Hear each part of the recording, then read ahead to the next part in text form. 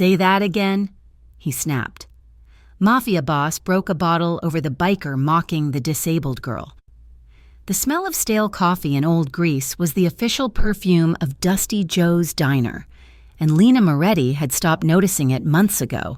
At 22, her world had shrunk to the space between the swinging kitchen door and the laminate countertops. A predictable loop she navigated with the quiet efficiency of a ghost. It was 10 minutes past 9 o'clock, the dregs of the dinner rush clinging to the air in the form of dirty plates and the low, rumbling laughter of the last few customers. Ravenport was not a kind city, and this neighborhood, tucked away by the derelict shipyards, was its roughest edge. Lena wiped down the counter, her movements economical. She leaned forward from her wheelchair, a practiced motion that used her core, and swept the crumbs into her palm. Her lower spine was a map of scar tissue and dead-end nerves, a permanent souvenir from the hit and run that had stolen her parents and her ability to walk. The doctors said it was a miracle she'd survived. Most days, it felt more like a technicality. She kept her head down. It was easier that way. People tended to look at the chair, not at her. They saw the metal and the rubber wheels and forgot the person operating it. Invisibility was a form of armor. The bell above the door jangled, a harsh, rusty sound that made her wince. The iron vultures. She didn't have to look up. She could smell them. A rank mix of cheap beer, wet leather, and unwashed bodies. There were 4 of them, swaggering into the diner as if they owned the linoleum. Their laughter was too loud, grating against the tired quiet of the room. The one in the lead. Trent was the worst. He had a mean, narrow face and eyes that always seemed to be looking for something to break. He spotted Lena and his lip curled into a sneer. "Well, look what we got here, boys," he announced, his voice booming. He sauntered over to the counter, dragging a chair from a nearby table and spinning it around. Sitting backward, his 3 friends, drunk and eager, piled into the booth behind him. "Give us a round, sweetheart," Trent leered. "And some fries. Make 'em extra greasy." Lena nodded, her expression carefully blank. She wheeled backward, pivoting to grab the coffee pot. "You want coffee with that?" "Look at that! She talks." One of his friends cackled. Trent held up a hand, silencing him. He watched her, his gaze slimy. "You know, I've been thinking, that thing you're in," he said, gesturing to her chair with his chin. "Does it got a license plate? Seems dangerous. You might run somebody over." Lena's hands tightened on the coffee pot. She kept her back to him, pouring 4 mugs with a steady hand. "That'll be $8 for the coffee." "Fries will be up in a minute." She turned, sliding the mugs onto the counter. Trent didn't reach for them. He leaned in, his voice dropping to a conspiratorial whisper that carried across the diner. "Or maybe it's for safety, so you don't, fall over, like a baby." He looked back at his friends, grinning, seeking their approval. "She's like a little baby in a high chair, a broken one." Lena's face burned. She said nothing, just pushed the mugs closer. $8. From the back booth, hidden in the deepest shadows of the diner, Dominic Valente watched. He hadn't moved in an hour. He sat alone, a glass of amber liquid untouched in front of him. At 35, Dominic was a man made of sharp edges and cold calculation. In the criminal underworld, he was known as a fixer, a strategist, and, when necessary, a brutal instrument of the Valente family's will. He was, in simple terms, the boss. He hadn't come for the food. He was here to observe a business, one he was considering acquiring through less than conventional means. The diner was a blind spot, a neutral ground hole in his territory, and he didn't like blind spots. He had noticed the girl when he first walked in. He noticed everything. He saw the way she moved, the efficiency, the worn-down exhaustion in her shoulders, and the way she flinched when the kitchen door swung open too fast. She was a mouse in a room full of stray cats. Now, he watched the biker, Trent, baiting her. He saw the calculated cruelty, the need to feel big by making someone else feel small. It was pathetic. It was mundane. It was the kind of casual cruelty that happened 1,000 times a day in a city like Ravenport. Dominic had no interest in playing hero. Heroes were stupid, and they died young. He was a businessman. Trent, encouraged by Lena's silence, pushed himself up. He walked around the counter, invading her space. The other patrons, an old man reading a paper, a young couple arguing in whispers, all pointedly looked away. Lena instinctively wheeled back, her chair hitting the edge of the dish sink. She was trapped. "What's the matter? Broken doll?" Trent sneered, leaning over her, planting his hands on the arms of her chair. He was close enough that she could smell the sour beer on his breath. "Cat got your tongue?" He looked at his friends. "I bet she can't even feel it." He reached out, his greasy hand moving toward her leg. Lena flinched, a small, terrified sound escaping her throat, and then Trent leaned in, his voice a vulgar, wet rasp, and spit a single, vile comment about what she was really good for, now that the rest of her was useless. Dominic snapped. It wasn't a decision, it was an impulse, a white-hot spike of rage that bypassed his brain entirely. 1 second he was in the booth, the next he was moving. The diner didn't even see him coming. He didn't shout, he didn't warn. He crossed the floor in 3 long, silent strides. His hand didn't go for the gun under his jacket, it went for the half-empty whiskey bottle on the next table. Trent was still leering, still bent over Lena's chair, when Dominic's hand clamped onto the back of his neck, gripping hair and flesh. Trent yelped, trying to straighten up, but Dominic's grip was iron. "Say that again!" Dominic's voice was a low, terrifying rumble. Trent didn't have time to answer. Dominic didn't wait. He smashed the thick, heavy bottom of the whiskey bottle directly across Trent's face. The sound was sickening, a wet, percussive crack that was louder than glass breaking. It was the sound of bone giving way. Trent collapsed instantly, a marionette with its strings cut, hitting the greasy floor in a heap. Blood, dark in the diner's dim light, pooled from his shattered nose and split-open cheek. The diner erupted. The young couple screamed. The old man dropped his paper. The waitress behind the counter, Sally, dropped a tray of glasses, which shattered everywhere. Trent's 3 friends shot up from their booth, their chairs scraping loudly. One of them, a big man with a beard, reached for a knife on his belt. Dominic didn't even look at the man on the floor. He turned to face the 3 bikers. His posture relaxed, but his eyes were black ice. He still held the jagged, broken neck of the bottle in his hand, dripping whiskey and blood. "Sit down," he ordered.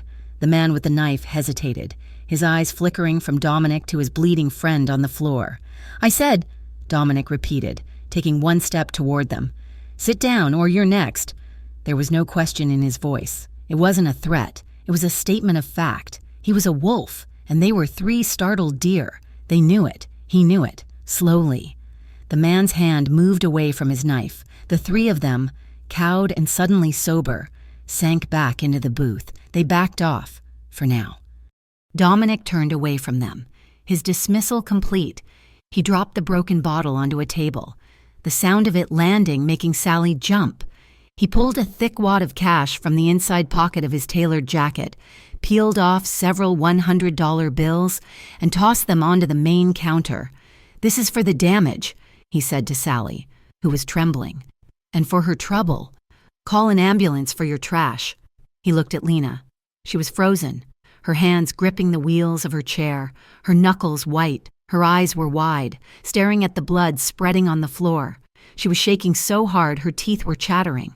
Dominic's expression softened. Just a fraction. The ice melted, replaced by something else. Something he didn't recognize. He walked over and crouched down in front of her, ignoring the broken glass and the pool of blood near his expensive shoes. He put his hand on her arm, over her own. His touch was surprisingly gentle. "Breathe," he said. His voice was no longer the rumble that had frozen the room. It was quiet, firm. "Just breathe. You're all right." Lena looked at him, really looked at him for the first time. He was older, maybe 35. His suit was dark, perfect, and out of place. His hair was black, his jaw shadowed with stubble. But it was his eyes that held her. They were the color of storm clouds, and they looked like they had seen things far worse than a diner brawl. She was stunned. She was terrified. And, in a small, dark corner of her heart she didn't want to examine. She was grateful. I, she stammered. "Shifts over," he said. It wasn't a suggestion. He stood up and, without asking, took the handles of her wheelchair. He pushed her through the swinging kitchen door into the back alley, ignoring Sally's feint. "Sir, wait." The cold night air hit them like a slap. The alley smelled of dumpsters and rain. The only light came from a flickering yellow bulb above the metal door. The sounds of the diner, the panic, the shouting were muffled, out here. There was only the sound of her chair's wheels on the cracked pavement and the sudden, electric tension between them. He wheeled her to the end of the alley where her car, an old sedan with hand controls, was parked. He stopped her next to the driver's side door. Lena fumbled for her keys, her hands still shaking. "Thank you." Her voice was barely a whisper. Dominic didn't reply. He pulled a silver case from his jacket, flicked it open, and retrieved a cigarette. He lit it, the orange flare briefly illuminating the hard lines of his face. He took a long, slow drag, the smoke pluming into the cold air. He watched her for a long moment, the silence stretching. The tension was so thick she could barely breathe. "Why?" he finally asked, his voice low and rough, like gravel. Lena paused, her key halfway to the lock. "Why what? Why do you let people treat you like that?" It wasn't an accusation. It was a genuine question, and the simplicity of it threw her. She looked down at her hands, at the keys. She thought about the dozen answers she could give. "Because I'm tired. Because fighting back makes it worse. Because I'm in a wheelchair and they're not..." But none of those felt right. Not for him. She looked up, meeting his dark, intense gaze. "Because they forget I'm still human," she said. Her words hung in the air, stark and sharp. She saw something flicker in his eyes, not pity, not anger, but a deep, unsettling flicker of recognition. Lena unlocked her car, opened the door, and with practiced, weary strength, slid herself from the chair onto the driver's seat. She folded the chair, pulled it in after her, and shut the door, the solid thud cutting off the night air. Dominic didn't move. He stood by the alley wall, smoking, watching her. She started the engine, turned on the headlights, and drove away. Dominic watched her taillights disappear around the corner, the red glow fading into the darkness of Ravenport. He took one last drag from his cigarette and dropped it, crushing it under the heel of his shoe. He was haunted by her words. "Because they forget I'm still human." He pulled out his phone. His thumb pressed a single speed dial number. It was answered on the first ring. "Boss?" "Two things," Dominic said, his voice cold and all business once again. He walked back through the alley, the sounds of approaching sirens growing in the distance. "I want everything you can find on a local biker gang called the Iron Vultures. Specifically, a member named Trent. I want to know where he eats, where he sleeps, and who he answers to. Start digging." "Done. What's the second thing?" Dominic paused, thinking of the girl's wide, terrified eyes and the impossible stiffness of her spine. "The waitress at Dusty Joe's, the one in the chair. Her name is Lena. I want her address. Quietly."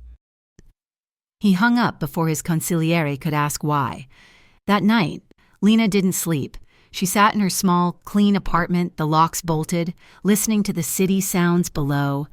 She kept seeing the flash of the bottle, the dark splatter of blood.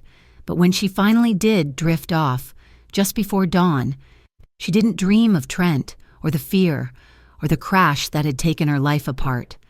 She dreamed of dark, storm cloud eyes and a voice that commanded the world to be quiet. She dreamed of the strange, unexplainable pull of his presence, the terrifying, brutal safety she felt when he stood in front of her. She woke with a start, the sun just beginning to gray the sky. She felt it instantly, a change in the atmosphere. She went to her window and looked down at the street. There was nothing out of the ordinary, just an empty street, a sleeping city. But Lena knew. Someone was watching. And for the first time in 2 years, she wasn't sure if she was scared. Lena was exhausted when she got home. The diner had been a nightmare of hushed whispers and sideways glances. Sally, the other waitress, had scrubbed the floor where Trent had fallen. But it felt like the stain was still there. A dark energy that clung to the air. The owner, Joe, had stayed in his office all night. his door firmly shut. She wheeled herself down the short, dimly lit hallway of her apartment building, her arms aching. When she reached her door, number 204, she saw them. On the worn welcome mat sat a large, simple bouquet of white flowers. They weren't roses or anything fancy, just a spray of what looked like wildflowers, pure, white, and starkly beautiful against the grime of the hallway. Next to the vase was a small, black cardboard box. Her heart did a strange, stuttering leap. She looked up and down the empty hall, listening. Nothing but the familiar hum of the building's ancient furnace. She balanced the box on her lap and awkwardly maneuvered the vase between her knees, rolling inside and locking the deadbolt with a decisive click. She set them on her small kitchen counter. The flowers were simple, unscented, but they were real. Inside the box, nestled in black foam, was a burner phone. It was the kind you bought for cash at a bodega, anonymous and untraceable. There was no note. There didn't need to be. She knew who sent them. The same man who had shattered a bottle over another man's face for her. The same man whose storm cloud eyes had looked at her like she was a person, not a problem. Dominic. The flowers were an apology for the violence. The phone was a warning. It meant there was more violence to come. A cold shiver traced its way down her spine, but it wasn't entirely fear. It was something else, something new and dangerously warm. Miles away, in the penthouse office of a downtown high-rise that didn't bear his name, Dominic Valenti stared at the Ravenport skyline. The city lights were a smear of cold diamonds below.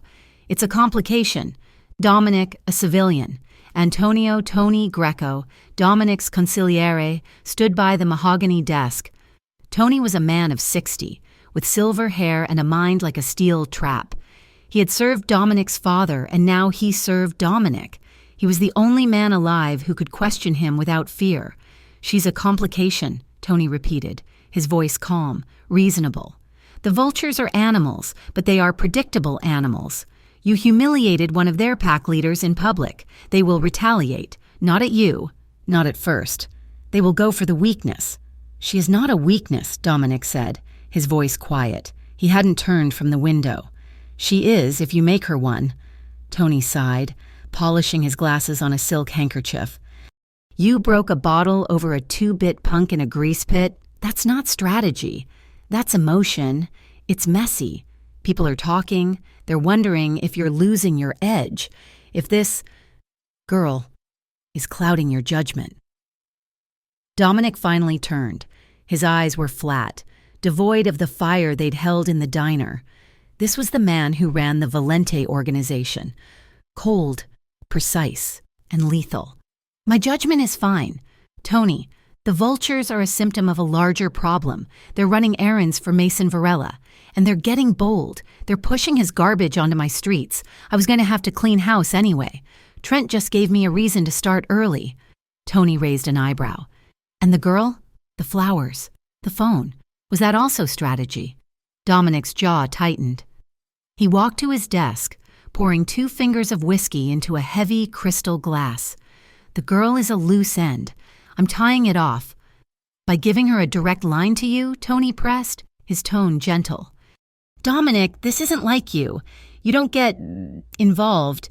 You fix problems. You don't create new ones. This feels personal." Dominic took a slow drink of the whiskey, the burn doing nothing to ease the knot in his gut. He thought of her words in the alley. "Because they forget I'm still human." "It is personal," Dominic said, his voice dropping so low Tony had to strain to hear him. "They forgot." Tony watched him for a long moment, the silence stretching. "Finally." He nodded. Understanding the conversation was over. "Very well, but be careful. Dom, a man who fights for something personal has a lot more to lose than a man who fights for business."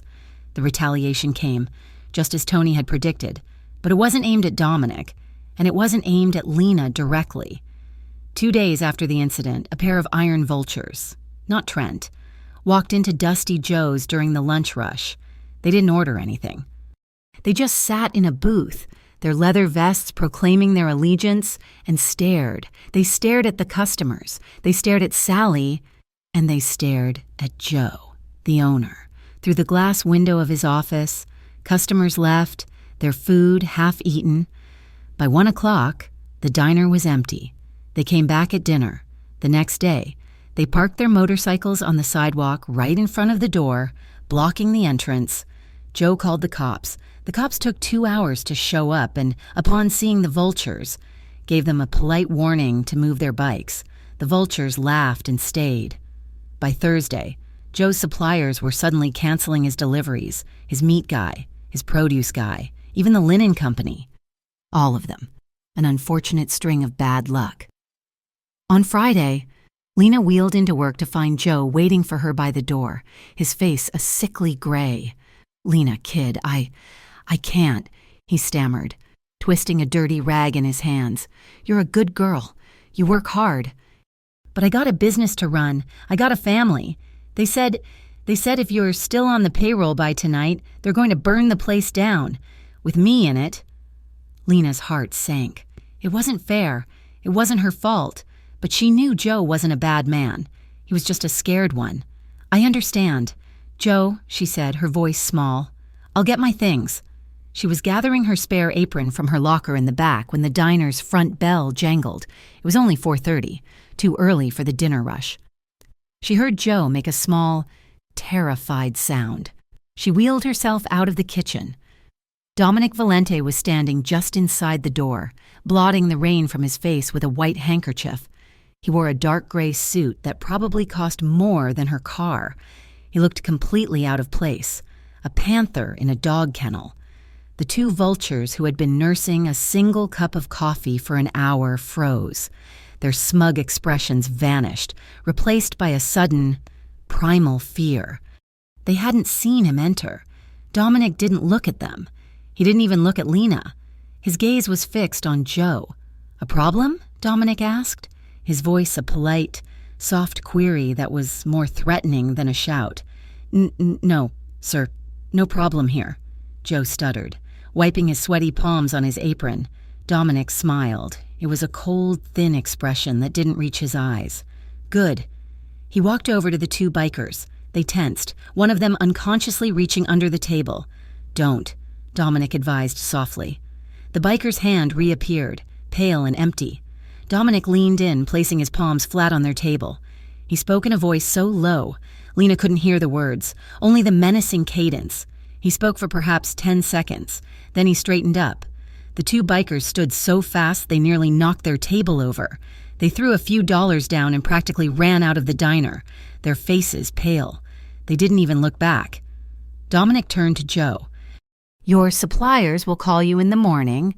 They found your missing invoices. Give the girl a raise." He walked to the counter and sat on one of the vinyl stools, right in front of Lena's station. Joe stared, mouth open. Yes, sir. Whatever you say, sir." He vanished into his office and shut the door. The diner was silent, save for the hum of the neon sign outside and the patter of the rain. Lena stared at him.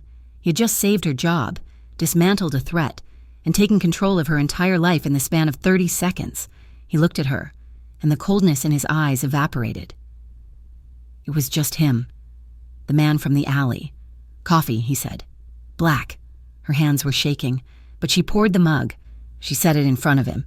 "Thank you," she said, her voice quiet. "For the coffee? You know what for. For this. For the other night." He took a sip, his eyes never leaving hers. The other night was pest control. This was business. He's a weak man. Weak men attract predators. "And what are you?" she asked, bolder than she felt. He allowed a small, humorless smile. "The man who eats the predators." He sat there for a long time. He nursed his coffee, and she went about her duties, wiping counters, refilling napkin dispensers. But the air between them was a live wire. "The accident," he said finally, breaking the quiet. Lena froze. "What about it? Tell me." "It was a long time ago. A hit and run. They never caught the guy." She recited the words by rote, the same ones she'd given the police, the doctors, the insurance adjusters. "You're a bad liar," he observed, setting his cup down. "I'm not lying. Your voice is steady. Your eyes are clear. But your hands," he nodded at them. You haven't stopped polishing that same spot on the counter. You're rubbing the finish off." Lena looked down. He was right. Her hand was clenched around the rag, moving in tight, furious circles. She stopped, pulling her hand back into her lap. "It doesn't matter," she said. "It matters if the person who did it is still out there." He was probing, gently, but with a surgeon's precision. He was looking for a nerve. "They're not," Lena said, too quickly. "It was just an accident." He saw it then. The lie, the avoidance. He saw the flicker of old, deep-seated terror in her eyes. He had his answer. It wasn't random. She looked away, her face flushing. She hated this, hated him seeing this. He changed the subject. "You're not scared of me." It wasn't a question. Lena looked back at him. It was a strange realization, but it was true. She had seen him commit an act of brutal violence. She knew, instinctively, that he was a dangerous man. But sitting here, in the quiet diner, she wasn't afraid. "Should I be?" "Yes," he said, his voice flat. "Everyone else is. I've seen worse," she whispered, more to herself than to him. "And you were the only one who did anything." He was struck by her calmness. She was like a still, deep pool of water. The world could throw rocks into it, and the surface would ripple. But the depths remained undisturbed. She wasn't fearless. She was just unbroken, in a way that mattered more than her spine. He stayed until her shift ended at 11. He didn't say another word, just sat and drank 2 more cups of coffee. When she finally locked the register and wheeled herself to the back to get her coat, he was waiting by the front door. "It's raining," he said. "I'll manage. I'm driving you home." It wasn't an offer. Lena was too tired to argue, and a small part of her didn't want to. She nodded. He walked behind her, pushing her chair out into the pouring rain and opening the passenger door of a black, absurdly expensive-looking sedan that was parked where the Vulture's bikes had been. He lifted her from her chair to the car seat. His touch was firm, impersonal, yet devastatingly gentle. He didn't treat her like she was made of glass. He just moved her. Her skin burned where his hands had been on her waist and under her knees. He folded her chair and placed it in the back seat with an ease that suggested he was used to handling much heavier, more complicated burdens. The drive was silent. The only sound was the rhythmic thwack of the windshield wipers and the soft leather creak of the seats. The tension in the car was so thick, Lena felt she could have cut it with a knife. It wasn't an uncomfortable silence. It was a loaded one. She could feel the warmth radiating from him, smell the faint, clean scent of his cologne and the wool of his suit. He pulled up in front of her apartment building. He got out, retrieved her chair, and opened her door. All in the same, efficient, silent grace. He wheeled her to the front steps, protected from the rain by the small overhang. She fumbled for her keys. "Thank you for the ride," she said, her voice sounding small in the night. "Lena!" She looked up. He was standing in front of her, the dim porch light catching the silver in his dark hair. "You found the phone," he said. "I did. Use it if you need anything. If anyone comes near you, Joe, the Vultures, anyone." "Okay." Their hands brushed as she took her keys from her bag. A jolt like static electricity passed between them. She looked up at him, and he was already looking at her. A long, lingering look that stripped away the diner, the rain, the entire world. There was just him and her, and this impossible, terrifying connection. "You should come in," she heard herself say, the words tumbling out before she could stop them. Just for water. You're soaked." He didn't move. His eyes searched hers, looking for something she couldn't name. "You shouldn't let men like me in," he said, his voice a low rasp. Lena held his gaze. The fear she should have felt was absent, replaced by a reckless, unfamiliar pulse of courage. "Then why do you keep showing up?" she asked. The question hung in the air between them, unanswered. He took a half step toward her, his hand lifting as if to touch her face. He stopped himself, his hand clenching into a fist at his side. He looked at her apartment door, then back at her. She could see the war behind his eyes. He wanted to. She could see it. And God help her. She wanted him to. But he shook his head. A small, almost imperceptible movement. He took a step back, breaking the spell. "Lock your door, Lena." He turned and walked back into the rain, getting into his car without looking back. She watched him drive away. Lena wheeled herself inside, locked her deadbolt, and leaned her head against the solid wood.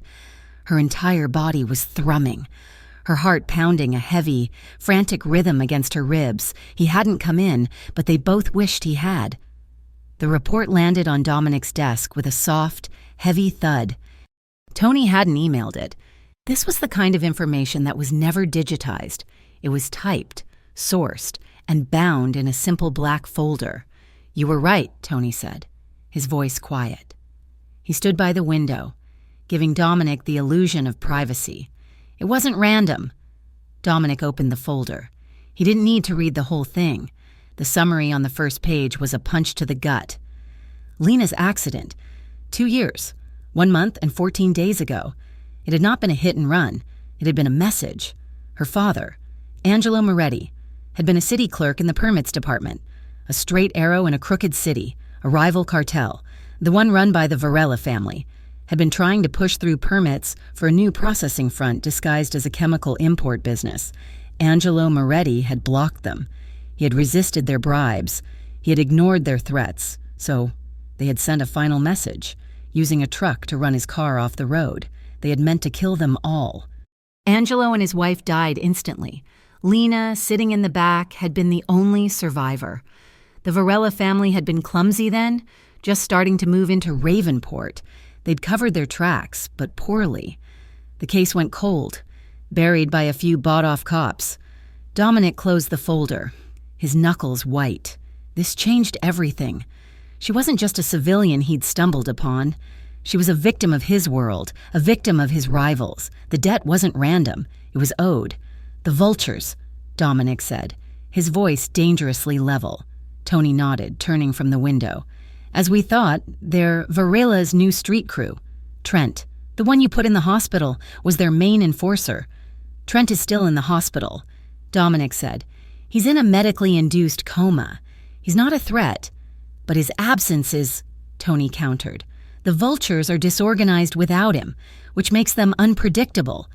And Mason Varela is not. He's been seen meeting with Trent's second-in-command." Mason Varela, the name hung in the air like poison.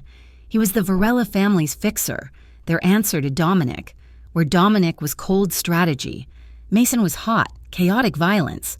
He hated Dominic with a passion that went beyond business.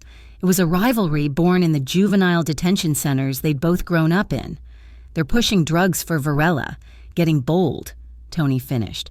"And now you've stepped on their toes. Varela will see this as a personal insult. He will use it." Dominic stood. "He already has. He used her 2 years ago. He just didn't know it." He looked at his consigliere. "Put the protection in place. 2 men, 24 hours, a shadow team. I don't want her to see them, but I want them close enough to smell her perfume. She'll notice," Tony warned. "Let her," Dominic said. "She'll be safe." Lena did notice.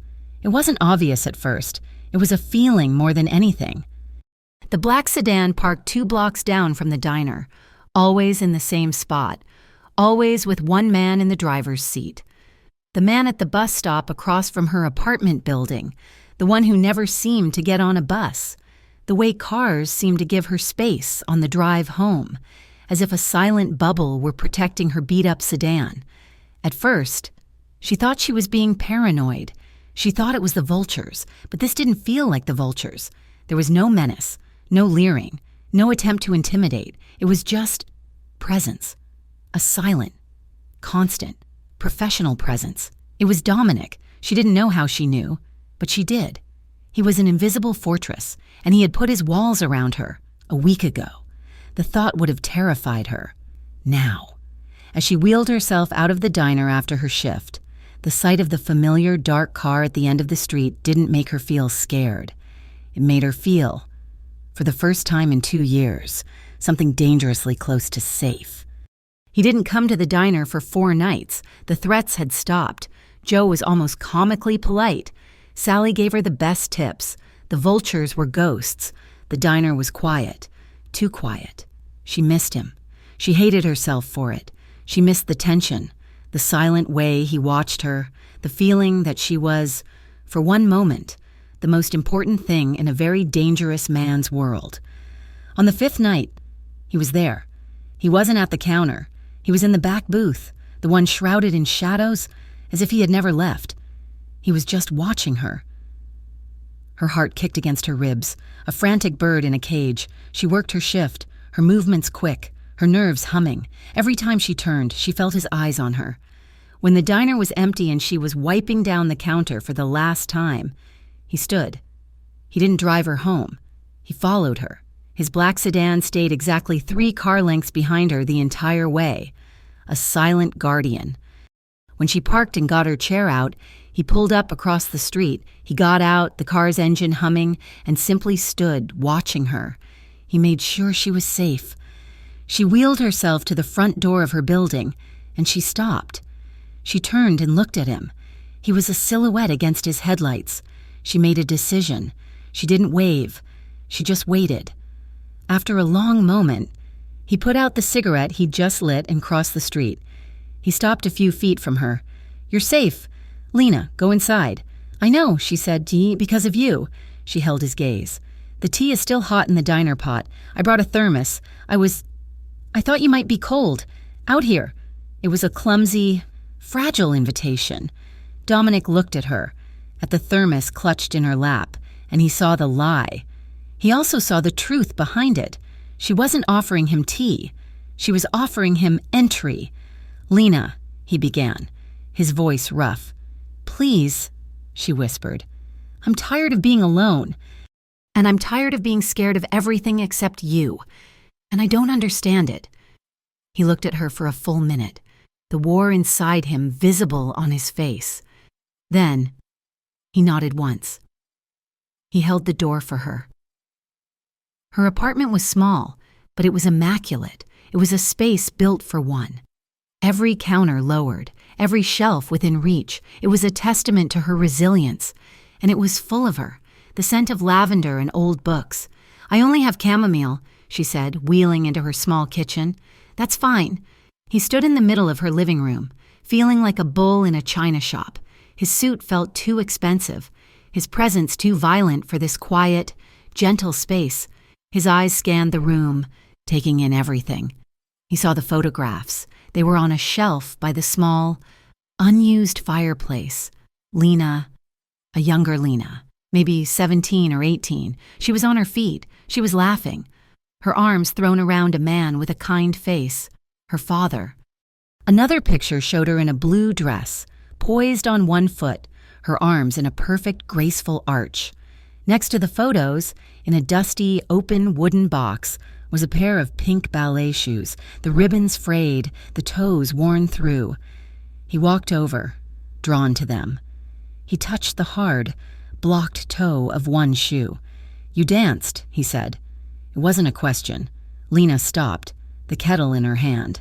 "A long time ago. In another life." Her voice was tight. He looked back at her. "It's still your life, Lena." "Is it?" She gestured to her chair, a flash of the old bitterness rising. "This isn't dancing, this is surviving." She brought 2 mugs of tea over, setting them on the low coffee table. He sat on the couch, she in her chair opposite him. The silence was thick, but it was different. It wasn't the electric tension of the car. It was the heavy silence of a truce. They drank their tea. She asked him nothing. He offered nothing. But the quiet was companionable. Finally, she set her mug down. She looked at him, really looked at him, not as a savior or a monster, but as a man. She saw the exhaustion in his eyes, the faint, silver-white scar that traced his jawline, the permanent tension in his shoulders. Without thinking, she wheeled herself closer. She stopped right in front of him, her knees almost touching his. She reached up, her hand hesitant. She laid her palm against his rough, stubbled cheek. He flinched, just slightly, at the unexpected softness of her touch. He didn't pull away. He closed his eyes, leaning into her hand as if he were starving.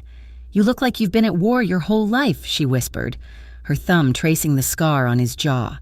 His eyes snapped open. The control was gone, replaced by a raw, naked hunger that made her breath catch. "Lena," he growled. A warning. But he was the one who leaned in. He kissed her. It wasn't gentle. It was desperate. It was the kiss of a man who hadn't breathed in years and had just found air. It was rough and clumsy, and it tasted of whiskey and chamomile, and a loneliness so profound it mirrored her own. She kissed him back, her hands moving from his face to his hair, clutching him as if he were the only solid thing in the world. She met his desperation with her own, a silent, starving need to be touched, to be wanted, not as a broken thing, but as a woman. He deepened the kiss, his mouth slanting over hers, his hand coming up to cup the back of her head, holding her steady. It was too much, too fast. It was everything. Then he tore himself away.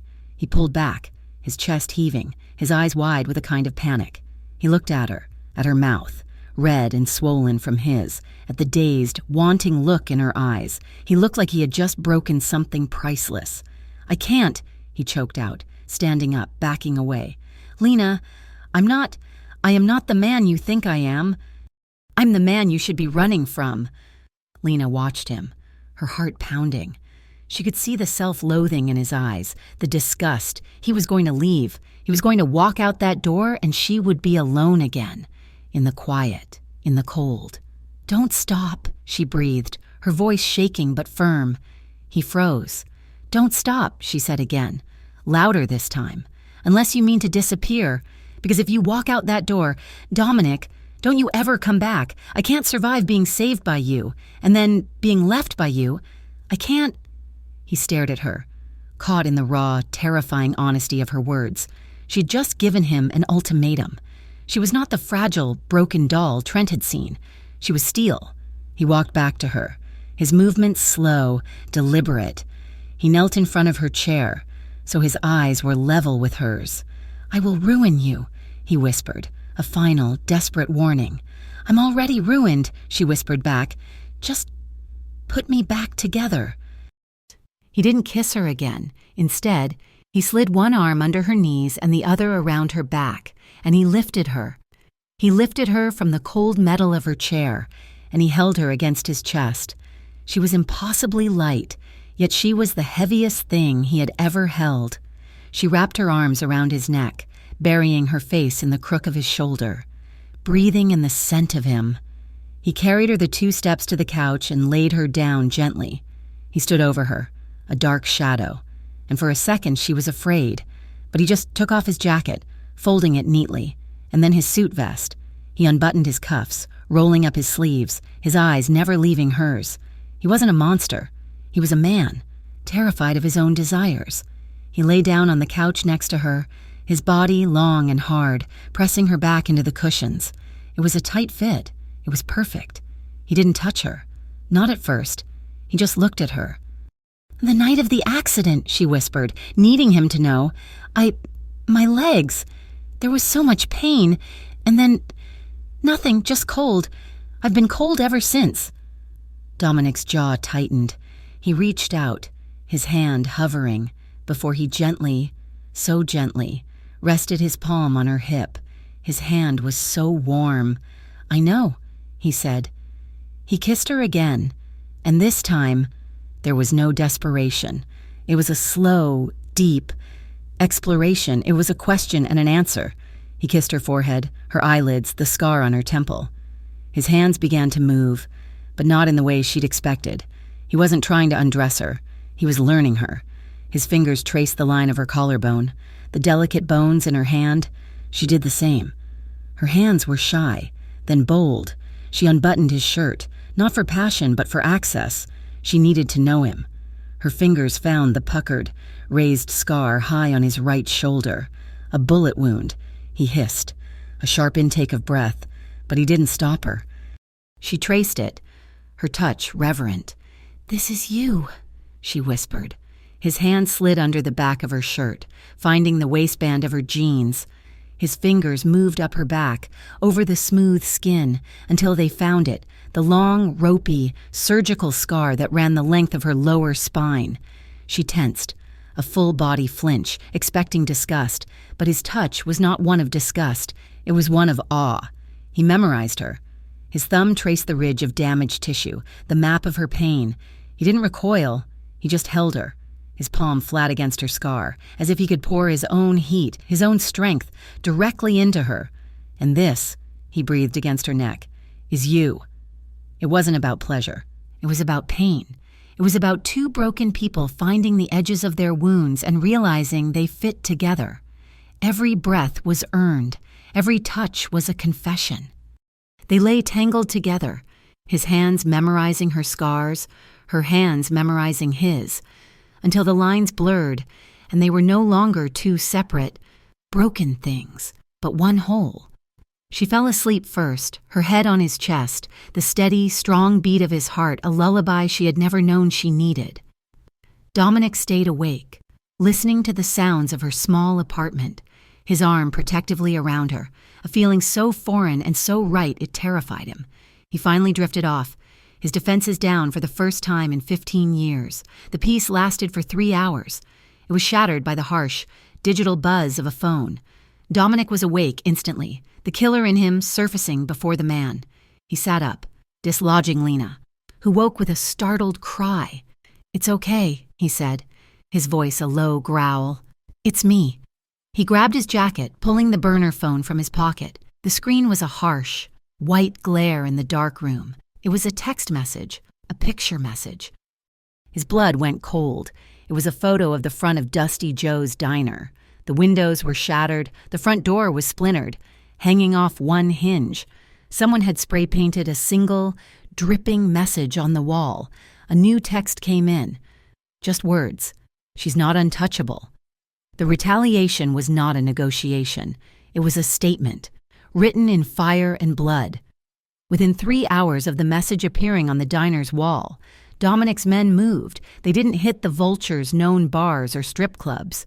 They went for the heart, a nondescript warehouse in the industrial sector, a place the Vultures thought was anonymous, a place where they were processing and stashing the drugs they were moving for Mason Varela. Dominic's crew, led by a quiet man who was more shadow than soldier, didn't use bombs or bullets. Not at first. They used the city. They cut the power, severed the alarms, and bled the building of its security. When they finally went in, it was a silent, brutal piece of work. They took the drugs, they took the money, and they left 4 of Varela's men tied, beaten, and waiting for the police to find. The Vulture's small-time empire was crippled in under 60 minutes. But Mason Varela was a ghost. He wasn't at the warehouse. He wasn't anywhere. Dominic knew this was just the first move. Varela wasn't stupid. He was a spider. And he was orchestrating a larger, darker plan, one designed to pull Dominic out into the open, to make him emotional, to make him make a mistake. And Dominic knew, with a cold, sickening certainty, that Lena was the bait. He had moved her that night, against her protests, from her small apartment to the fortified safety of his penthouse. It was a glass and steel fortress in the sky, a place with private elevators, biometric locks, and men in dark suits in the lobby. It was, in a word, a cage. She hated it.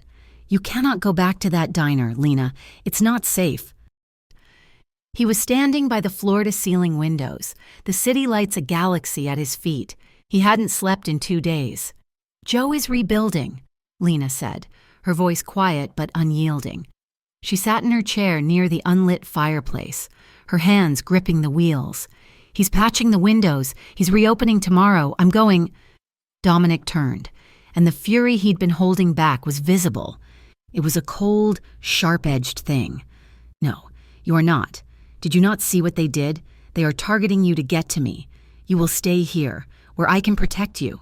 "Protect me," she shot back, her own anger flaring. "Or hide me, like one of your expensive paintings." "I'm trying to keep you alive," he thundered, his voice bouncing off the marble. "And I am trying to live," she cried, pushing her chair forward. "Dominic, for 2 years, I have been invisible. I've been the broken girl in the chair, the one everyone pities or ignores. Then you looked at me. And for the first time, I felt seen. But this, she gestured around the opulent room, this is just another kind of invisible. It is temporary, until I finish this. And then what? You'll let me out? I am not your prisoner. Dominic, you will be a target. I have been a target my entire life, she yelled, tears of frustration welling in her eyes. I was a target for Trent. I was a target for the man who ran my father off the road. I am tired of hiding. I am tired of being the victim. She wheeled herself right up to him, forcing him to look down, to meet her gaze. You can't cage me just because I matter to you now. The words struck him with the force of a physical blow.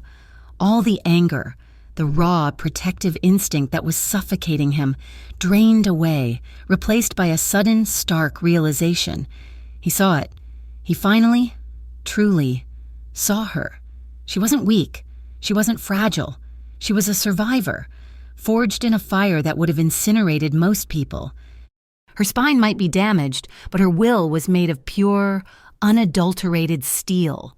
She was tired of being underestimated, and he, the man who was supposed to be her protector, was doing the one thing she hated most. He was underestimating her. The respect he felt bloomed into something deeper, something heavier, something he knew was irreversible. He was falling, and he was falling hard. He knelt in front of her, his suit creasing, his posture no longer that of a boss but of a supplicant. He took her hands. They were trembling. "All right," he said, his voice rough. "No cage." She looked at him, stunned by the sudden surrender. "But you are not going alone. Ever. My men will be inside, outside, and in your shadow. You will have a guard, and you will not argue with him. You will go, you will work, and you will come straight back here. This is not negotiable. Lena." She studied his face, the exhaustion, the fear for her, and she nodded. "Okay, not negotiable." Their new life found a strange, dangerous rhythm. She went to the diner, a dark-suited man sitting in the back booth, his presence a silent warning. Dominic was gone for long hours, consumed by the shadow war with Varela. He came back one night, well after 2 a.m, moving with a stiffness that wasn't just exhaustion. He thought she was asleep. He walked into the massive bathroom, and she heard the sharp hiss of the first aid kit being unlatched. She wheeled herself to the doorway. He was standing in front of the mirror, his shirt off. A long, ugly gash ran across his ribs, angry and red. It wasn't a bullet, but a knife. It had been close. He was clumsily trying to clean it, his face pale and tight with pain. "Lena," he said, his voice a low warning, seeing her in the mirror. "Go back to bed." "You're a terrible liar," she said, her voice shaking. She wheeled herself in, past the marble tub, and took the antiseptic and gauze from his hand. "Sit." On the edge of the tub, now. He was a man who commanded 100 soldiers, a man who could freeze a room with a look, and he sat. His shoulders slumped, wincing as she began to clean the wound. Her touch was gentle, practiced. "This is going to need stitches," she murmured, her face pale. "It's fine. Just patch it up." "This is not fine. Dominic." She pressed the gauze to the wound, her hand steady even as her heart hammered. This is what you do? This is what has to be done." She finished taping the bandage, her fingers lingering on the warm, unblemished skin around the wound. He was all hard muscle and old scars. She patched him up, and in the silence of that white marble bathroom, a new part of their connection was forged. He was vulnerable, and she was his strength. The next day, he took her to the building's sub-basement, past the parking garage, through 3 security doors, was a concrete room, a private firing range. He placed a small, matte black handgun on the metal table. "I don't like guns," she said, her voice small. "I don't care," he replied, his voice hard. "I can't be with you every second. My men can be beaten. A cage can be breached. This," he tapped the gun, "is the last resort. This is the difference. You will learn." He stood behind her, his body pressed against the back of her chair. He put his hands over hers, guiding her grip. His arms were a steel cage around her, but this time it was for training, not imprisonment.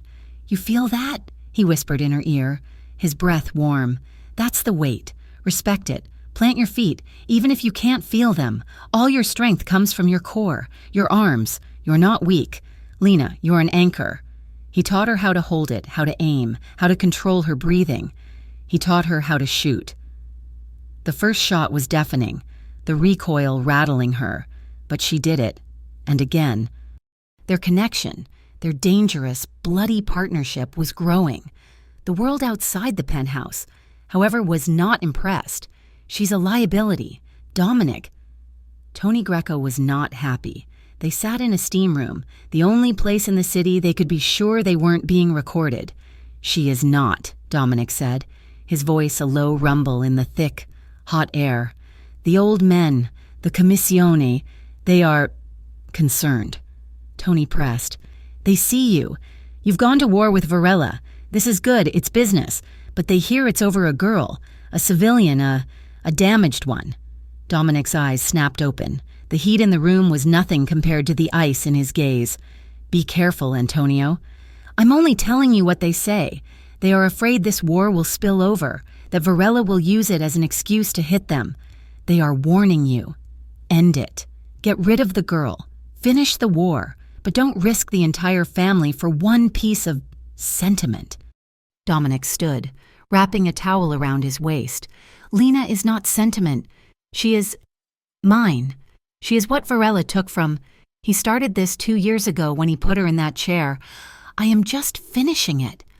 You tell the old men, you tell the commissione, that they can stay behind me and profit, or they can stand in front of me and be Varela's problem. But I am not backing down, and I am not getting rid of her. The war is coming. They can choose their side." He chose her. In that moment, he chose her over everything. That night, the weight of his choice, of the coming war, was a physical presence in the apartment. The fire was lit, casting dancing, orange shadows on the walls. Lena had been quiet, watching him pace by the windows. He finally sat on the hearth, staring into the flames. "My dad," she said, her voice soft, breaking the silence. He looked at her.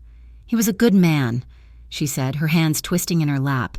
"A city clerk, honest. Too honest for this city. He was the one who kept blocking Varela's permits. They tried to bribe him. He refused. They threatened him. He filed a police report that got a lost." She swallowed, the old guilt choking her. "I was in the car. I was in the back.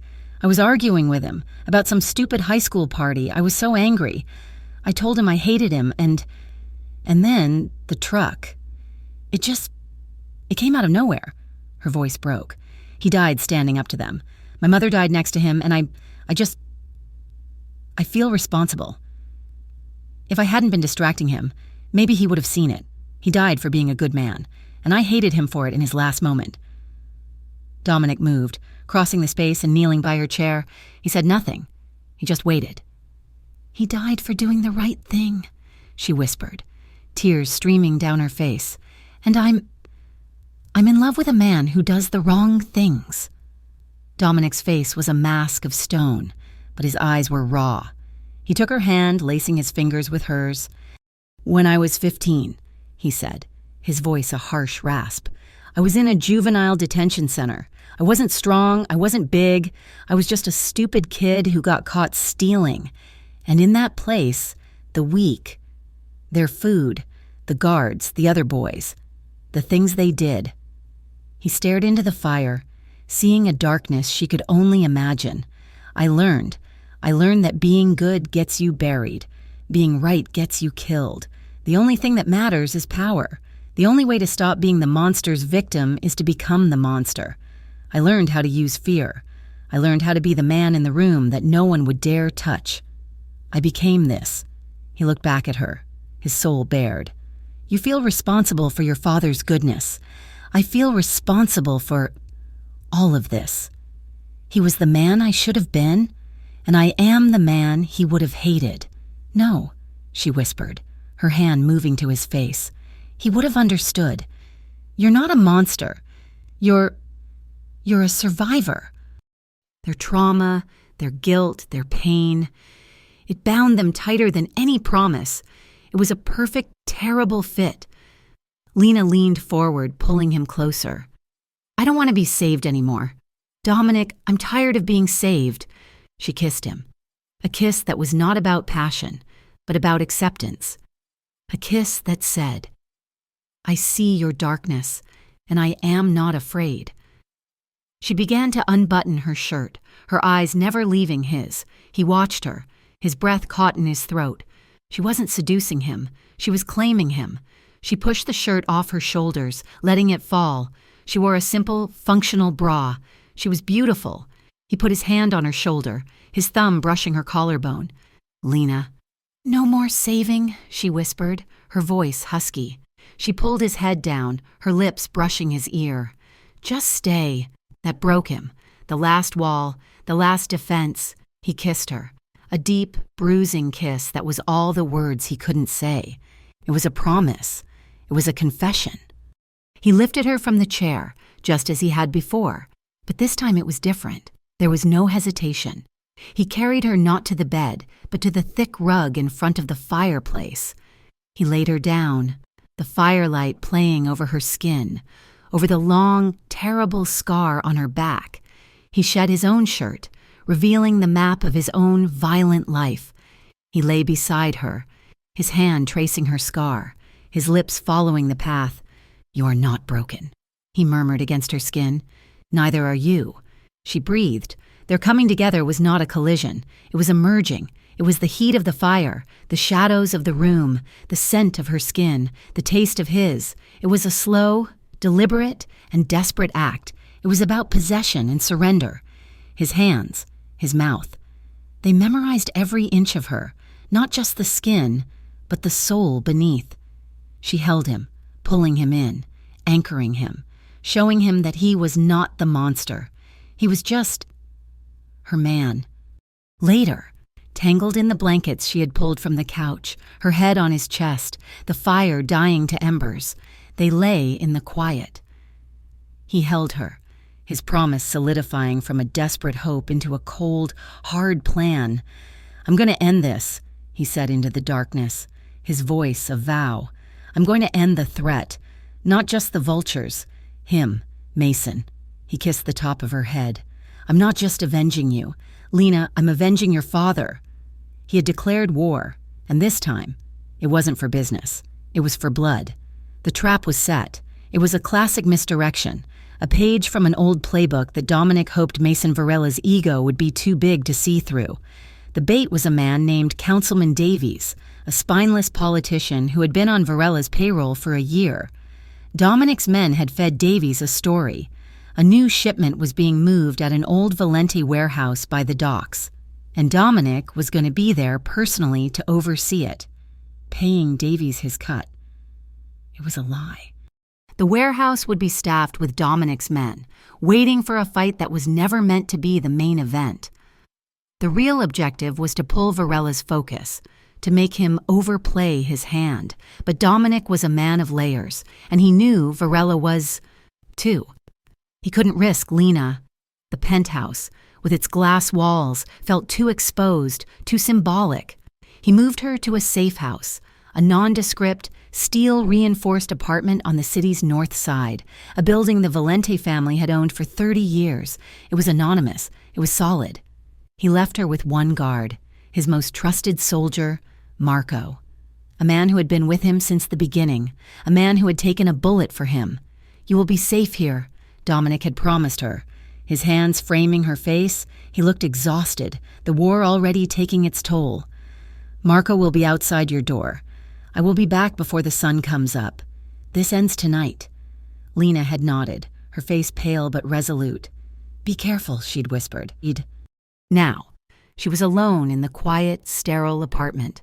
The only sound was the hum of the air conditioner. Marco was outside, a silent statue in the hallway. On the bedside table, next to the burner phone, lay the handgun Dominic had taught her to use. She stared at it, its black shape a cold promise in the dim light. She trusted Dominic, but she was starting to understand that the world he lived in was built on betrayal. The betrayal came at 10:17 in the evening. It wasn't a subtle attack. There was no picked lock, no silent entry. The iron vultures were a sledgehammer, not a scalpel. A sudden, deafening explosion rocked the hallway. The apartment door shuddered in its frame. Lena screamed as gunfire erupted, the short, sharp bark of Marco's handgun, followed by the chaotic, booming reports of at least 3 different automatic weapons. "Lena, the gun! Lock the bedroom door!" Marco's voice was a strained roar, full of pain and fury. She heard a heavy thud against her hallway door. Marco. Then, nothing but the sound of men shouting, of heavy boots on the hardwood floor of the apartment's living room. They were inside. Lena's world narrowed to a single, terrifying point. Her heart was a trapped bird, beating against her ribs. She was frozen. "Move, move, he taught you, move." She scrambled for the door, slamming the deadbolt home. It felt as flimsy as cardboard. "Little doll," a voice snarled from the other side. "The boss wants you. Open the door and we'll make it easy." Lena's hands were shaking so violently she could barely function. She wheeled backward, her eyes landing on the gun. The last resort, the difference. She grabbed it, her hands slick with sweat, fumbled with the grip. She remembered his voice, his arms around her, his breath in her ear. Anchor. Core? Arms. You are not weak. The doorknob rattled. Then, a heavy boot kicked the wood, near the lock. The frame splintered. He's coming in. Another kick. The door flew open, slamming against the wall. A man stood there, silhouetted against the hallway light. He was huge, wearing the iron vulture's cut. He grinned, revealing rotted teeth. "There you are. Pretty bird." He took one step into the room. Lena didn't think. She just acted. She raised her arms, just as Dominic had shown her, locking her elbows, aligning the sights with the center of his mass. She squeezed the trigger. The explosion was deafening in the small room. The recoil punched her shoulders back. The man looked down at his chest, a dark, spreading stain. His expression one of pure, stupid surprise. He crumpled to the floor, his head hitting the carpet with a dull, heavy sound. Lena stared, her ears ringing, the smell of gunpowder burning her nose. She had done it. She had shot him. Bile rose in her throat. "She's in here. She capped Mike." Panic surged, overriding the shock. They knew where she was. She looked around. The window. A fire escape. She wheeled to the window, fumbling with the lock. She heard another man in the living room shouting, but he sounded further away. Maybe he was looting. She didn't care. She got the window open. The fire escape was right there. Rain slicked the metal, but she didn't hesitate. She hauled herself out of the chair, her arms straining, and dragged her body onto the cold, wet platform. Her legs, useless, scraped against the metal. She was halfway down the first flight of stairs, dragging herself on her hands, when a shadow appeared in the window above her. "There you are, you little bitch!" A shot rang out. Pain, white-hot and blinding, exploded in her left shoulder. She screamed, her grip slipping. She tumbled, rolling down the last few steps of the metal staircase, and crashed in a heap on the landing 1 floor below. She lay there, gasping, the rain mixing with the warm blood pouring from her arm. Her vision was tunneling. She was going to die here, in a dark alley, alone. Just as her eyes started to close, the alley was flooded with light. A black sedan, Dominic's car, screeched around the corner, slamming to a halt. He had been at the warehouse. It was empty. A ghost setup. No Varela, no Davies, just a single ringing payphone in the middle of the floor. When it rang, he'd answered. He'd heard nothing but the sound of a motorcycle engine. He knew. He knew he'd been played. His phone had buzzed, the panic signal from his shadow team, the one watching the safe house. He'd driven at 100 miles an hour, his soul tearing in two. He was too late. He was always going to be too late. He burst from the car before it had even stopped, his gun in his hand. He saw the vulture on the fire escape above, saw Lena's crumpled form below. Dominic didn't shout. He aimed and fired. 2 shots, a perfect double tap, and the man on the fire escape disappeared from the window. He ran to her, sliding on the wet pavement, his knees hitting the ground beside her. She was so pale. Her eyes were closed. Blood was everywhere, soaking her shirt, mixing with the rain. No, he whispered, a raw, animal sound of denial. He scooped her up, his hands gentle, his heart shattering. Lena, open your eyes. You are not leaving me. Her eyelids fluttered. She looked at him, her vision blurry, a small, pained smile touching her lips. I knew, she whispered, her voice a tiny thread. I knew you'd come. I'm here, he choked out, pressing his hand to her shoulder, trying to stop the bleeding. I'm here. You're not dying. Do you hear me? You are not dying. I'm not letting you. He was a man who never showed emotion, a man carved from ice, and he was breaking. He held her limp body against his chest, his own frame trembling with a fury and a guilt so profound it was suffocating. This was his fault, his war, his enemy, and she was paying the price. He lowered his head, his forehead resting against hers, and a single, ragged sob tore from his chest. The doctor, a gray-haired man with sad eyes and a black bag full of untraceable surgical tools, finished stitching Lena's shoulder in the penthouse's master bathroom. She was lucky, the man said, packing his things. The bullet went clean through, missed the artery, missed the bone. She'll have another scar, but she'll live. Dominic just nodded, his face grim. He paid the man in cash, and he was gone. Lena was awake, propped against a mountain of pillows in his bed. She was wearing one of his T-shirts, the shoulder cut away to accommodate the bandage. She was pale, exhausted, but her eyes were clear. Dominic sat on the edge of the bed, not touching her. He looked broken. He's dead, isn't he? She asked, her voice raspy. The man in the bedroom. Yes.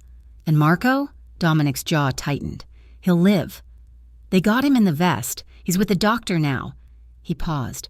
There was a mole, Marco's partner. He's the one who let them in. Lena closed her eyes. This world.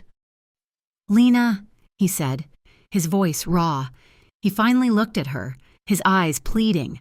Leave Ravenport. I will give you anything. I have money. More than you could ever spend. I'll set you up with a new life, a new name, anywhere in the world, a beach, a quiet town. You can be safe. You can be free of this. Of me. She watched him, her heart aching for him. He was offering her the world, but he was really just trying to protect himself from the agony of losing her. She shook her head, a small, slow movement. Dominic, no. Don't be stupid, he snapped, the fear making him cruel. You almost died tonight, because of me. He will not stop.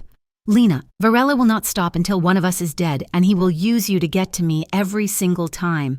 I know, she said, her voice gathering strength, so I'm not going to run. I'm not letting him use me as a weakness, and I am not letting him win. This isn't your fight. He made it my fight, she cried, sitting up, wincing in pain. He made it my fight 2 years ago when he ran my father off the road and put me in this chair. He made it my fight when he sent that pig Tren into the diner. He made it my fight tonight. She reached for him, her good hand gripping his. I'm not running. Dominic, my father died because he wouldn't run. I'm not going to dishonor him by running now. We finished this. He stared at her, at the fire in her eyes, the steel in her spine. This was not the girl from the diner. This was a queen. His queen. He stood up, his decision made, the guilt, the fear. It all coalesced into a single point of cold, diamond-hard resolve. All right, he said. We finished this. He walked to the window, staring down at the city that was his. No more traps, no more hiding, one final hit. I just got word. Varela is celebrating. He thinks he won. He thinks he broke you, which means he thinks he broke me. He's at his nightclub, the Elysium, laundering the night's cash. Lena's blood ran cold.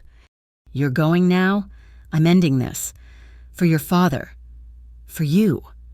He turned, walking back, shrugging into the fresh suit jacket his men had laid out. He was a general going to his final battle. She wheeled herself out of the bed, her chair waiting. She rolled to him, blocking his path to the door. Lena, move. Don't die, she whispered, her eyes filling with tears. Don't you dare go and die for me. Dominic Valente, you don't get to save me just to leave me. He looked down at her, his face softening. He leaned down and kissed her. A deep, bruising kiss that tasted of promises and gunpowder. It was a kiss that said everything. Goodbye. I love you. Wait for me. He pulled back, his forehead resting against hers. I'm not dying, he whispered, his voice a lethal promise. I'm avenging. He turned and left. The elevator doors chimed, and he was gone. Lena was alone in the vast, silent penthouse. The silence was louder than the gunfire had been. She wheeled herself to the fireplace and lit a fire, not for warmth, but for comfort. She couldn't just sit. She found a drawer in his dresser, one she had seen him use. She pulled out one of his black shirts. It smelled like him, like soap and steel and safety. She pulled it on over her head, the soft cotton swallowing her, a makeshift armor. She lit candles, placing them on the mantel, on the tables, a vigil. She sat in her chair, in his shirt, bathed in the flickering candlelight, and she waited. Her eyes were fixed on the door, a terrible, perfect mix of hope and dread. The Elysium nightclub was a pulsing, neon-drenched tumor on Ravenport's skyline. The bass-heavy music was a physical assault, a thumping heartbeat that vibrated from the pavement, masking the rot inside. Tonight, it was a fortress, Varella's fortress. Dominic's black sedan rolled to a stop 2 blocks away, one of 6 identical cars that cut their engines in perfect, terrible synchronicity. His crew, 10 men, all in dark, functional body armor beneath their jackets, moved without a word. They were a scalpel, and Dominic was the hand guiding it. The final showdown began not with a bang, but with a click, a whisper. His men, led by Tony, who had insisted on seeing this through, moved to the service entrances, the back alley doors, and the main power junction. 3, 2, 1. The music died, the neon lights snapped off. The entire block was plunged into a sudden, shocking darkness. Inside the club, the screams of the civilian patrons were immediate. Panic, chaos. Dominic didn't go in with them. He went in alone, through a private entrance he knew about, a relic from when his father had owned this very building. He moved through the screaming, stampeding crowds, a ghost against the tide. His men were creating a perimeter, locking down the exits, filtering Varella's men from the civilians. He heard gunfire, short, controlled bursts. His team. He was heading for the upstairs office, the one with the 2-way mirrors and the private elevator. Varella's nest. He found the elevator disabled. Varela was smart, but he was predictable. Dominic took the stairs, 2 at a time. The stairwell was empty. He rounded the landing to the top floor and found 2 of Varella's men waiting. They were big, clumsy, and terrified. They raised their weapons. Dominic was faster. 2 shots, precise and silent from the suppressor on his handgun, they fell without a sound. He kicked open the office door. Mason Varela was there, frantically stuffing bricks of cash and a laptop into a duffel bag. He looked up, his face a mask of sweaty, panicked rage. He was trapped. "Dominic!" Varela spat, his hand twitching toward a gun on his desk. "Don't," Dominic advised, his voice calm, his own weapon leveled at Varela's heart. Varela laughed, a high-pitched, ugly sound. He slowly raised his hands, leaving the gun. "Look at you. The great Dominic Valente, running errands. You tore down my entire operation. For what? For a piece of broken goods? For a girl in a chair?" Dominic's expression didn't change. He just watched. "I heard she was feisty," Varela taunted, taking a half step away from the desk. "My men said she even fired a gun. Adorable. But they got her. I saw the pictures. I heard her. I heard your thing, and you're still standing." He sneered, his confidence growing, mistaking Dominic's silence for hesitation. "You know, I almost had her, 2 years ago. That accident. That was my truck. We were supposed to kill her dad, but we clipped her. 2. A 2 for 1. And now, you've brought her back into the game." "She was never in the game," Dominic said, his voice a flat, cold line. "Oh, she is now." Varela's eyes were manic. "And you know what? She made you soft. Dom, look at you. You're not a boss anymore. You're a bodyguard. She took the ice out of your veins and turned you into a pathetic, bleeding heart idiot. She made you weak." Dominic took 1 step closer. The gun never wavered. He thought of Lena in the penthouse, her hand on her wounded shoulder, her eyes full of fire and fear. He thought of her in the diner, small and invisible, He thought of her in his arms, her scars fitting against his. "She made me human," Dominic replied. He squeezed the trigger. The shot was a single, definitive punctuation mark, ending the sentence, the chapter, the entire book of Mason Varela. He was thrown backward against the wall, his eyes wide with the final, ultimate surprise. He slid to the floor, leaving a dark red smear on the expensive wallpaper. Dominic didn't look at the body. He put his gun away, walked to the desk, and picked up the duffel bag. He found the ledgers Varela had been trying to take. He tucked them under his arm, turned, and walked out, leaving the chaos behind. Back in the penthouse, the candles had burned low, wax dripping onto the mantel. Lena sat in her chair, his shirt a shroud around her, every nerve ending screaming. She heard the sirens. They were faint at first, then they grew. A chorus of wails crisscrossing the city. They were the sound of his war. She prayed. She didn't know who she was praying to, not to a god she'd long since forgotten, but to him. Come back, come back, come back. The hours dragged. 1 a.m, 2. The sirens faded. The city went quiet. It was the heavy, oppressive quiet of an ending. But which one? At 3:37, she heard it, the soft, private chime of the elevator.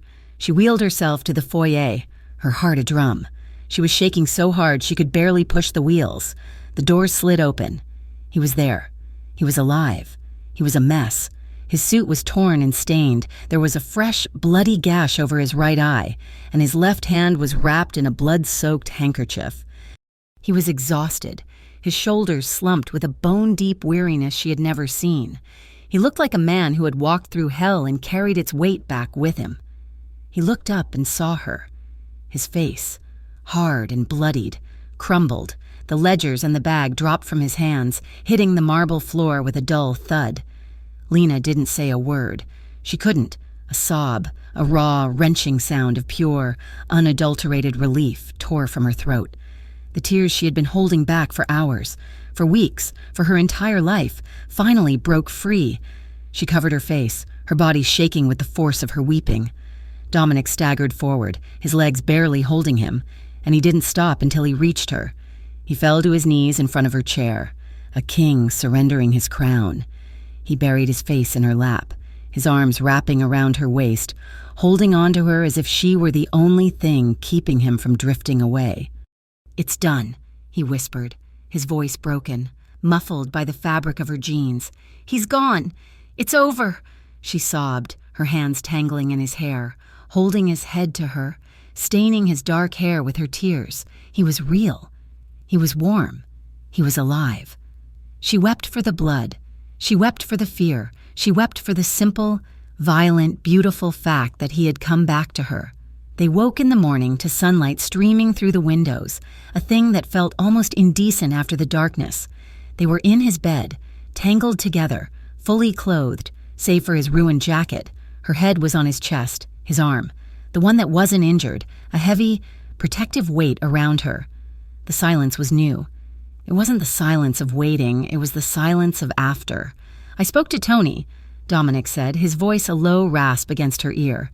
"He's taking over. The old men, the commissione, they're pleased. The Varela problem is gone. The ledgers I found implicate half the city council, but not them. They're happy to let the old boss's son retire." Lena lifted her head, her eyes wide. "Retire? What does that mean?" He looked at her, his eyes clear, the exhaustion and blood washed away, replaced by a simple, terrifying clarity. "It means I'm done. I'm handing off the organization, the business, the blood, the properties, all of it. I'm done with the mafia life. You're just stopping. It's not for me anymore," he said, his hand moving to her face, his thumb brushing her cheek. "It was a prison I built to protect myself. I don't need it. Not when I have this." A week later, he took her out. He didn't tell her where they were going. He just drove, his hand resting on her knee, the car a quiet, safe bubble. He drove to a part of town that was old, full of brick and cobblestone, a place that was trying to be reborn. He parked in front of a building that had seen better days. It was an old bakery, its storefront windows boarded up, its brick facade crumbling. But the bones were good. It had an old-world charm, a history. "What is this?" she asked, as he helped her from the car into her chair. "Come and see." He produced a key and unlocked the heavy, ancient front door. Inside, the air was thick with dust, but the potential was breathtaking. A huge, open space. A wall of brick ovens in the back, a beautiful, ruined tin ceiling high above. Sunlight streamed through the dusty skylights. "Dominic, it's beautiful," she breathed. He pulled a set of papers from his jacket pocket, a deed. He placed it in her lap. She looked at the name on the title, Lena Moretti. "I don't understand," she whispered, her eyes filling with tears. "It's your place." "Lena, not mine," he said, his voice soft. "It's a place to build, not to break. A place for ballet shoes or books or whatever you want. A place for you to start your life. Your real life." She looked from the deed to the dusty, beautiful room, to his face. He wasn't giving her a gift. He was giving her a future, her own. She wheeled herself to him, grabbed the front of his shirt, and pulled him down for a kiss that was so full of gratitude and love and overwhelming hope. It left them both breathless. That night, back at the penthouse, the air was different. It was charged, not with fear, but with anticipation. They stood by the window, the city lights spread out below them, a galaxy they had conquered. Lena turned to him, her hand going to the scar on her shoulder, now a faint, silver line. "I want to feel," she said, her voice quiet but strong. "You are feeling," he said, smiling, brushing her hair back. "No," she insisted, her eyes locking with his.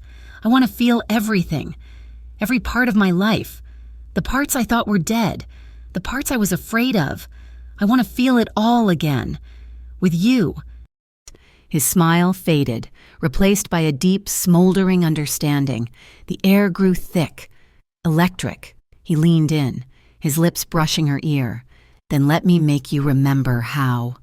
He lifted her, as he had before. But this time there was no pain, no fear. It was a practiced, intimate movement. He carried her to the bed, and he didn't just make love to her. He worshipped her.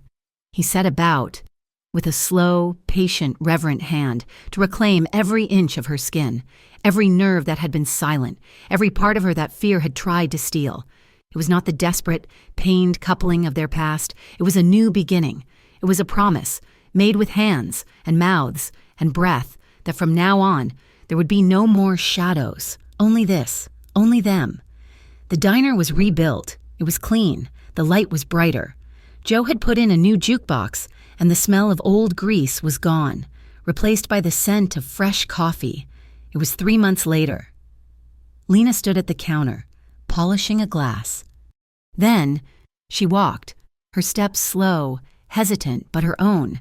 She used 2 blue forearm crutches, her legs wrapped in braces, finding the strength the doctors had sworn was gone forever.